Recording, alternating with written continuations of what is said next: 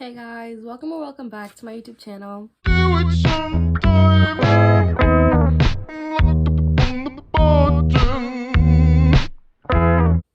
So for today's video, it's a little bit different. I'm doing like a sit down type of talking video on a topic that I really want to talk about.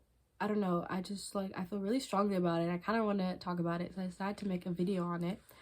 But before I start, I do want to say that this video is also inspired by Jordan Teresa's video. Her videos are really good. I definitely go check out her video, as well as Ariel McKenna. She's very well spoken and she talks about really good topics within the video, so definitely go check out their videos. It'll be in the description down below. So let's get started.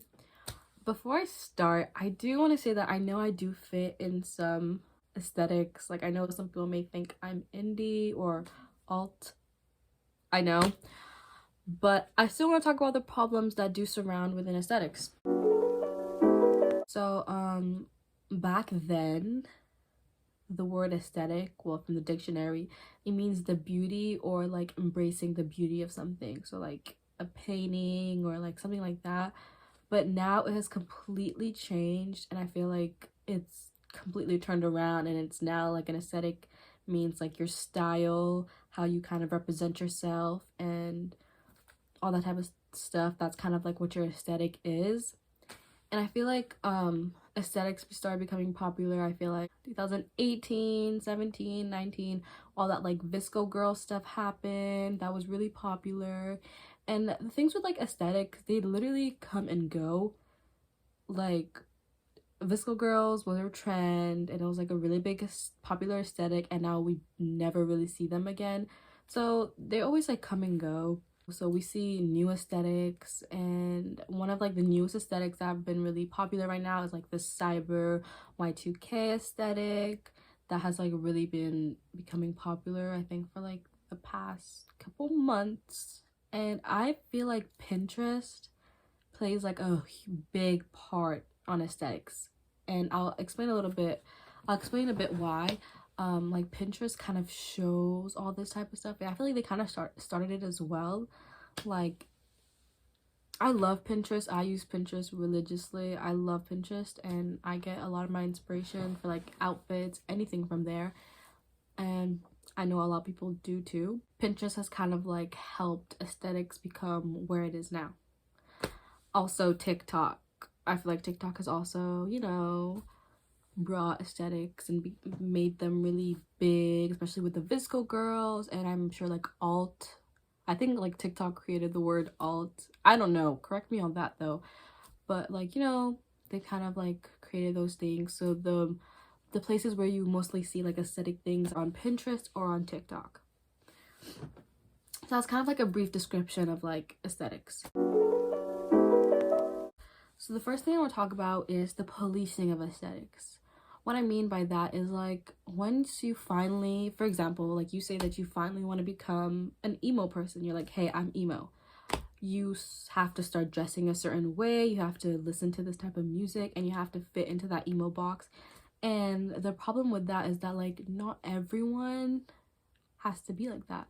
And it's like, okay, I dress a certain way and I say I'm emo, but I don't have to listen to like the emo music. I think what society think like emo music is like rock and punk rock, but I'm sure there's so many emo people that might like rap. They want to listen to Lil Baby, but no, they can't really do that because they're emo, so they have to fit into that emo box.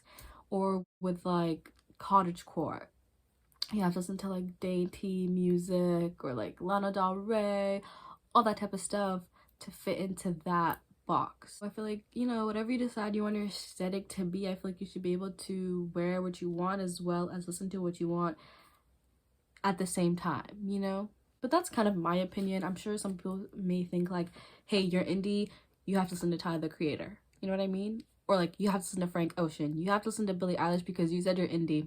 I think that's stupid. I think that's so dumb. I think it's really, really dumb. Wear whatever you want, listen to whatever you want, and you can still call yourself indie. The main topic I want to talk about is the lack of representation throughout. aesthetics. So for example, I'm going on Pinterest and I want to type the aesthetic Y2K. The first thing that I see is skinny white women, to be exact. That itself isn't obviously a problem. I feel like I don't have a problem with that, with white women or skinny white women. I don't have a problem with them at all. But it's the problem is that there's no representation for black women or women of color. If I have to go and search up an aesthetic like emo, I have to search up emo black girl just to see people that look like me. I think that's a problem itself, because why does that have to happen to women of color? Why can't we just search up an aesthetic and see people that look like us? Literally the first pictures you see of Y2K are white women, and it's just like, well, what about the rest of us? And it kind of makes it seem like only white women can participate in that aesthetic. And it also shows so many young girls, so many young women of color, like from the ages of 10, that use social media from like ages of 10 to like, you know, teens. It lowers your self-esteem, and it's like, okay, well, they're white, I'm not white, they're skinny, I'm not skinny, I have to look like this to be this aesthetic. And it's not cute. I also wanted to add this to the video, but you can definitely see how society looks at white women. They are the beauty standard, and they've made it known that women of color are not, even though they do take a lot of our features and pay money to look similar to us. They will always be in the front. So unfortunately. That's a thing that I do not like about Pinterest. That happens a lot on TikTok as well. I'm sure people that are on TikTok can understand what I'm trying to say. It's like only skinny white girls that like are pushed out on like the For You page, and they're kind of what are like popular, you know? If there's either women of color that are popular on TikTok, they have to be, or like black women that have to be popular on TikTok, they have to be extremely pretty. Most of the time they are skinny. They have to fit into that like look. They have to have like skinny noses, really like slanted eyes, that like fox eye shape that's really popular right now. They have to look like that to be popular on TikTok. I can make a whole entire like separate video on this, but that's not today's topic. Another thing I want to talk about is the fat phobia. Like I was saying, like all you see are like skinny people when you search up Y2K, indie, cottagecore. If I search up cottagecore, not 100%, or like 98% sure, all I see are skinny people. And it's just like, kind of to add on to like the lack of representation, it creates bad impression on young girls that may not look like that, and it's perfectly fine not to look like that, but because it is shown in the media, they think that that's the only way to be pretty or seem as beautiful, is to look like that. And that's terrible, and that's really sad. And fat phobia is obviously deeply rooted in society. Like, I don't even like to use the word fat, because I feel like it's not a good thing. Like when people say fat, they don't say it in a good way or like a compliment. It's seemed as an insult or seemed as a bad thing. Like people have been saying this for years, like, does this dress make me look fat? They're not saying it in a good way, they mean it in a bad way, because in society being fat is deemed as a bad thing.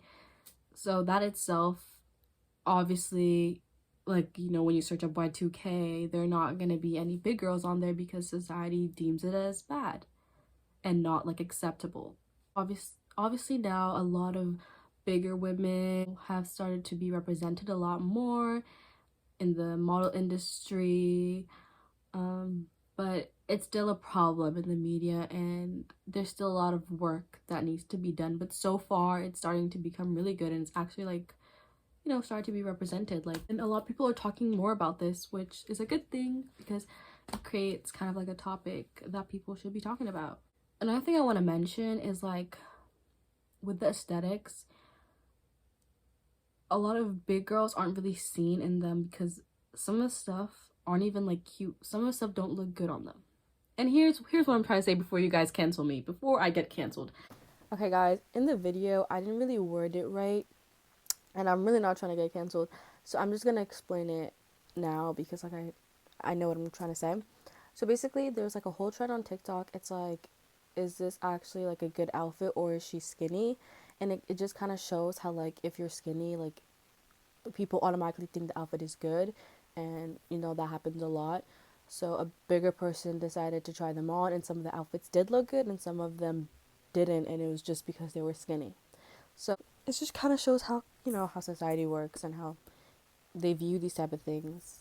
So that's what I'm trying to say. But if you're big, you can look good in any aesthetic. Like, y'all look good, always look good in anything.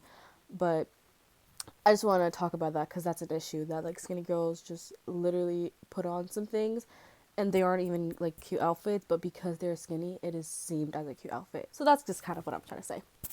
Okay, bye.